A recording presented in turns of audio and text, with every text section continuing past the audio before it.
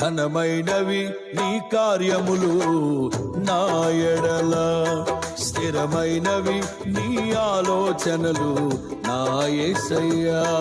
ఘనమైనవి నీ కార్యములు నా ఎడల, స్థిరమైనవి నీ ఆలోచనలు నా యేసయ్యా. కృపలను పొందుచు కృతజ్ఞత కలిగి స్తుతులర్పించెదను అన్ని వేళలా. కృపలను పొందుచు కృతజ్ఞత కలిగి స్తుతులర్పించెదను అన్ని వేళలా. అనుదినము నీ అనుగ్రహమే ఆయుష్కాలము